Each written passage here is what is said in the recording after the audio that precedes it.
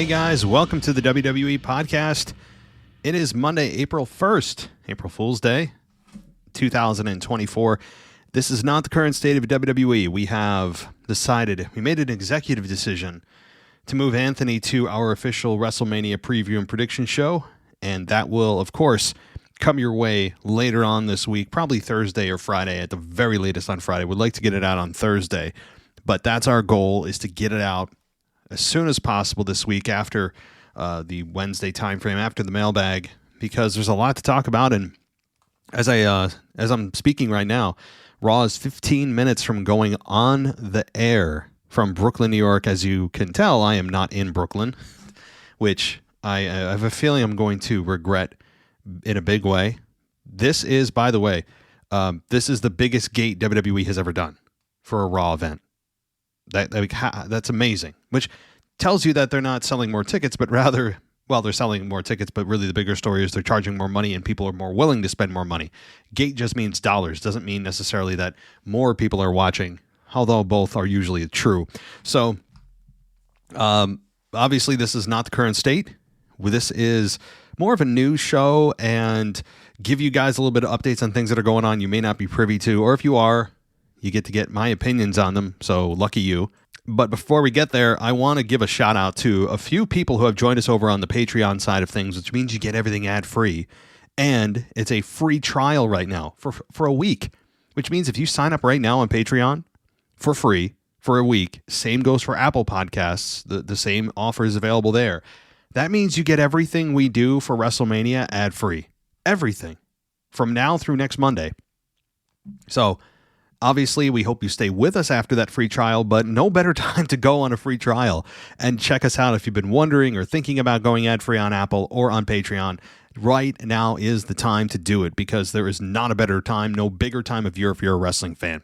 Patreon.com/WWE podcast. Of course, you can get a trial membership for any of the tiers we have. Okay, but before we get there, speaking of the patrons, let me give a shout out to those patrons. Stephen Hardy, welcome. Jay Burtz, welcome. Glad you guys joined us. And Chris B. and Andrew Gerber. Andrew Gerber, Chris B., Jay Burtz, and Stephen Hardy. Thank you all for joining us over the last really few hours. It seems like you guys all jumped in at the same time. And if you don't have access to Discord, I know sometimes the link breaks or you don't see it, message me on Patreon, or you can message me at mailbag@wwepodcast.com, and I will give you the link to the Discord server. And you can join everybody else on the Discord server, okay? Because that is a perk, even if you're a free trial member, of going in and getting the Discord server and chatting with all the other fans. And right now, it's heating up because Raw is about to go on the air. Massive Monday Night Raw, maybe the biggest Raw that WWE has put on under the Triple H regime. It's the final Raw before WrestleMania. Rock's there, Cody's there, Seth's there, Roman's there. I mean, you name it, they're there. Obviously, this is the final push for WrestleMania 40. So that's the introduction here. Let's just dive into some of the things going on. Obviously, a big Raw, which we'll cover wall to wall tomorrow night on the Raw review show. But there are a couple of documentaries coming out, and they have already come out. And that is Bray Wyatt. The Bray Wyatt documentary, which I have not seen, is apparently very emotional. I've seen a few clips of it on TikTok, and obviously one of the interviewees is Bo Dallas, Bray Wyatt's brother, Wyndham's brother. And this is actually a backstage update, credit to Wrestling Inc., on Bo Dallas's WWE status. So this is what they say. So before the death of his brother, Wyndham Rotunda, Bray Wyatt, Bo Dallas seemed poised for a return. He had the former Bo Lever had portrayed the masked Uncle Howdy on TV, but plans for the character were shelved when Wyatt took medical leave. And according to a new report from Fightful Select, there are plans within WWE to bring Dallas back, as hinted at a tease at the end of the new Peacock documentary, which is titled Bray Wyatt Becoming Immortal. I actually haven't seen it yet, but if you want to go see it on Peacock, it is available to you. And it says, the report is vague, stating that there is no clear indication when Dallas would be brought back into the fold. It was said the company didn't want to rush Bo Dallas back, and because his brother's passing was last August. Dallas had been reporting, been under contract with WWE since 2022, and it comes to a close with a shot of a lantern, an iconic part of his presentation, and then it's zoomed out to a silhouette of his mysterious figure. A voice then utters a word familiar to Wyatt fans: "Run." According to Fightful, sources within WWE confirm that the tease relates to Dallas. Apart from his masked appearances as Uncle Howdy, Dallas hasn't appeared on programming since November of 2019. The former NXT champion was granted time off for a neck injury before eventually being released in 2021. And despite rumors that the third-generation wrestler was considering retirement during his time away from WWE, Dallas publicly stated in 2022 that he was working toward an in-ring comeback. So, now, I saw clips of it. Some of it is very emotional. Bo Dallas gives us a recollection of the doctor telling him about his brother's death. It's emotional.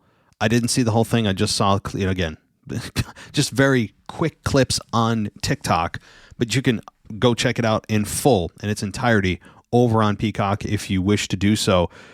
But we get a couple of bits of information here. Number one, it does seem that Uncle Howdy was Bo Dallas, as many of us had expected, which makes you wonder, okay, what was the role? What was going to happen here? Because we never got a full fleshed out, story with the Uncle Howdy deal. I mean, we saw what he did with LA Knight in the Mountain Dew pitch black match.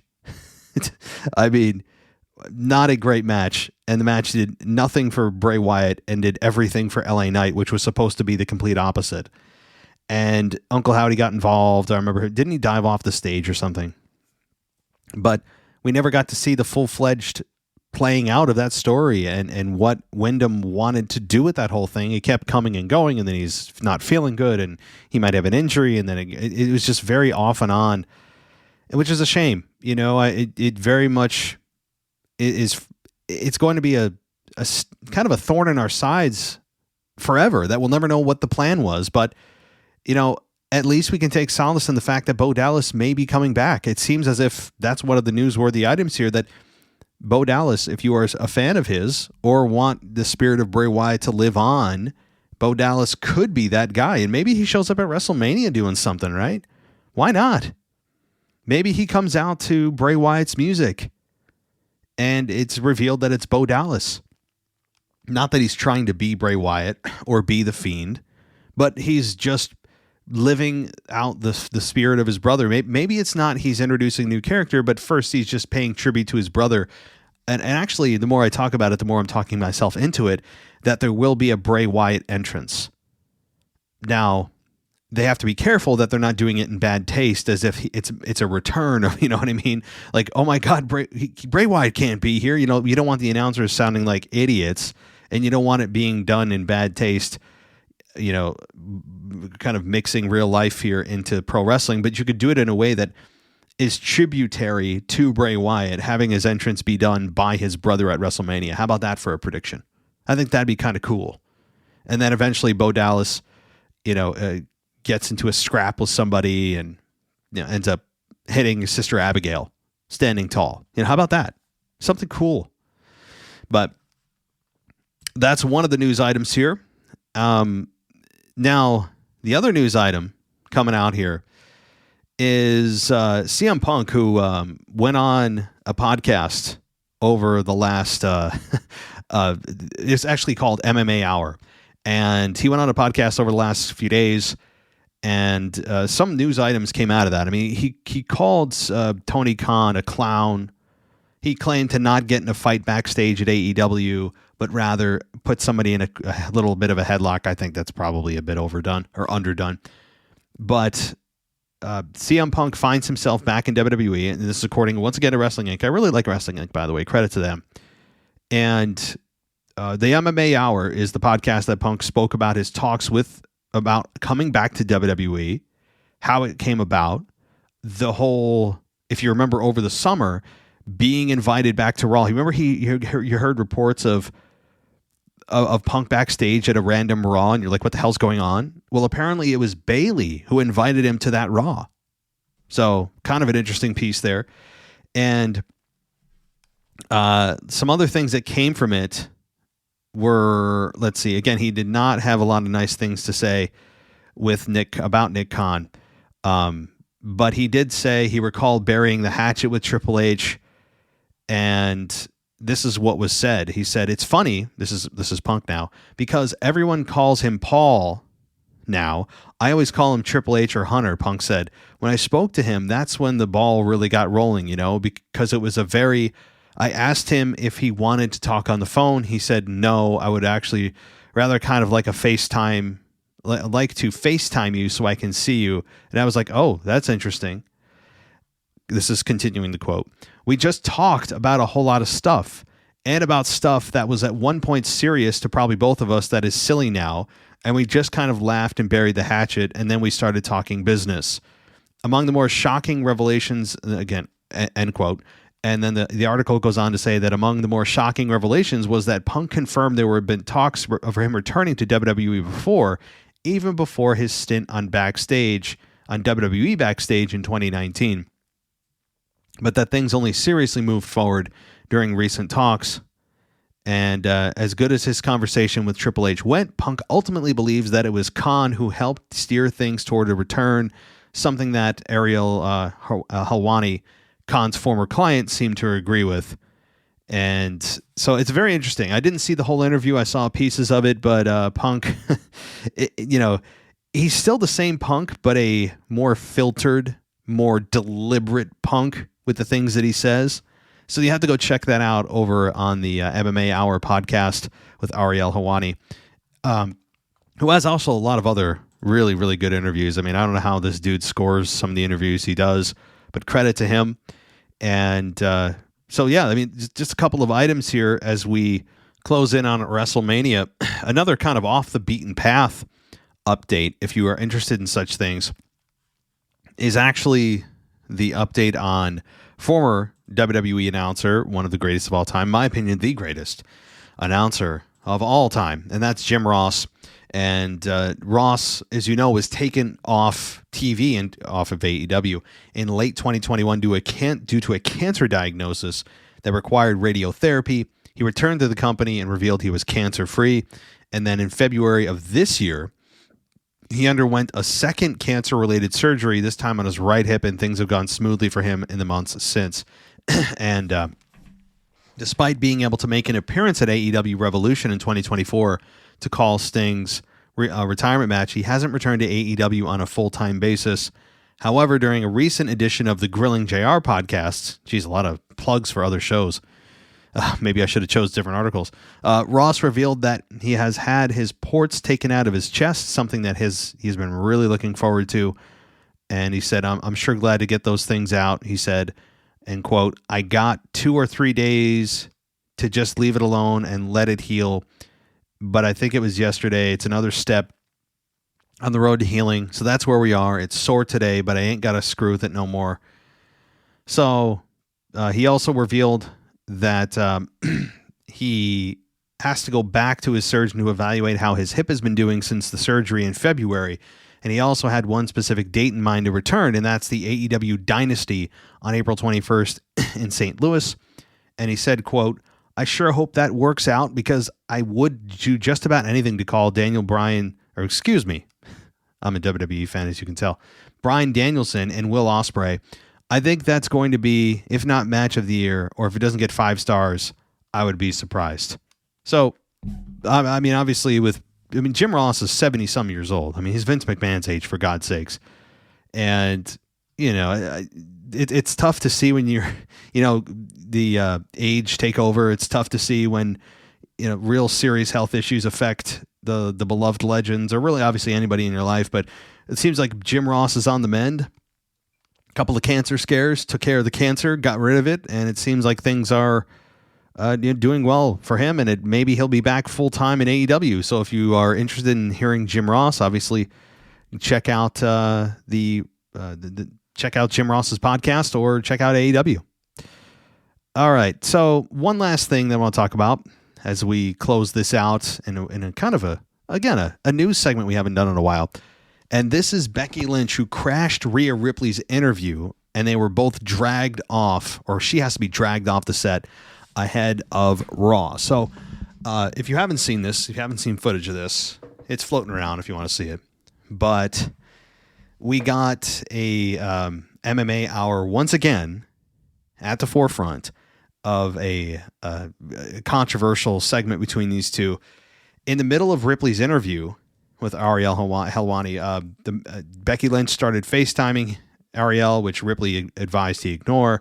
And Lynch kept calling, and when he finally answered, she informed him she was right there outside the building. And Ripley pointed out that this was just further evidence of her being under Lynch's skin, and when the latter was on Helwani's show, she didn't have to show up, but simply sent a video. So that's when Becky Lynch came in, and, well, things kind of fell apart from there. They started mouthing off at each other, including Lynch thanking Ripley for disclosing a wrist injury and saying, "I can't wait to break it," before security stepped in and escorted Lynch out. But there was people shoving each other into chairs and all that kind of thing. And there wasn't actually a massive brawl, but it did devolve into a little bit of physicality. And, this can't be real, but it is fun when these kinds of things happen. Again, these brawls are happening at times, kind of like with Io Sky when her interview happened on SmackDown. You didn't expect it during that interview or that pre-taped promo. And these things are important. Why? Not because they have a massive impact on the rivalry, but because it adds to something that should be at the focal point of every decision they make, and that is making the environment of professional wrestling, specifically WWE's variety of professional wrestling, their brand of professional wrestling, feel like anything could happen at any moment. A feeling that has been missing for quite a long time. A lot of times. Not everything was bad. I'm not going to pretend that I'm not looking back with disgust and disdain for the Vince McMahon product. There was a lot of good that happened there. Obviously, it's been overshadowed and dirtied by the scandal that's gone on. But my point is that these add up to an environment that under Vince felt very formulaic most of the time. You kind of knew when and how things would be presented. You knew when brawls were going to break out. And sure, that a lot of it still is like that, but not everything can be predictable all the time. And that's the important point. That's the thing that Triple H, whether he's doing this on purpose or not, or whether he's just doing this because this is how he would want to do it with no real long-term strategic goal for these things. I like this. I don't care what the reason is for it. These little things that he's doing from a production standpoint and from a physical standpoint, when wrestlers come to the arenas and have brawls when you don't expect them to, and you see them without makeup on arriving to the arena. I like that stuff. It adds a sense of real simulated sports and a feeling of simulated sports that we were missing under the Vince McMahon regime for too damn long. Too damn long. So, and one final thing I'll say, because I mentioned this last night on Raw, or rather what the heck was it last night? The Weekend Review, that, Becky Lynch had commented on Rhea Ripley. And let me just say this. This is Becky Lynch on Rhea Ripley performing the stink face at a house show. This is according to Sportskeeda. Okay, so this is Becky Lynch, and I quote, "If that's the stuff that gets over, then I'm not taken seriously for what I do in the ring, for the person I am, and the mind that I have. No, it's about my body, and it's about how it looks. It's about fulfilling a bunch of men's fantasies, and I fought for so long to change that. So when I'm forced to answer about that, I go, that effing sucks." So, Becky Lynch, this is Sportskeeda, but the source was Wrestling News Co. Wrestling News CO. Okay, so there's the credit. But what she's saying rings exactly true. It's not about how it looks, or at least it shouldn't be, according to Becky, and echoing my sentiment. So you now have one of the top stars in the company echoing exactly my concern about the women's division, Becky Lynch and others, fighting for women being taken seriously and getting the focus off their bodies and yet you have some other top stars doing the complete opposite of using their bodies to get over, doing the very thing that the women's evolution and revolution fought against and was successful in spite of. So Becky Lynch, I'm in your corner. I'm with you. Your character is still not exactly at where it was in 5 years ago at WrestleMania 35, but from a personal standpoint, I couldn't agree more. I couldn't agree more. The stink face. Why would you do that? I know it's a house show, but you know that fans have cameras now. You know that when you do it, it's going to be posted on social media. So it's Becky Lynch. I think we have something finally in common. So that'll do it for me on this news segment here. Again, not often that we do this, but I wanted to fill the time slot with something because Anthony and I will be reconnecting for a massive, biggest preview and prediction show of the year later this week for WrestleMania 40. All of our thoughts and predictions for night 1 and night 2 are coming your way. Tomorrow night's the Raw review. Wednesday, I'm really going to work to try to get the mailbag in. Thursday, hopefully, is the preview and prediction show. And then we're off to the races, guys. It's WrestleMania weekend in just a few days. It's here. So that'll do it for me tonight, guys. Hope you enjoyed this. Enjoy Monday Night Raw. Really going to be a lot of fun tomorrow night on the Raw review show. So take care, and I'll talk to you soon. Thanks for listening to the WWE Podcast. Don't forget to subscribe on your favorite podcast app so you don't miss a show, or head to WWEpodcast.com. And for all of these shows ad-free, head over to patreon.com/WWE Podcast. Until then, we'll see you next time.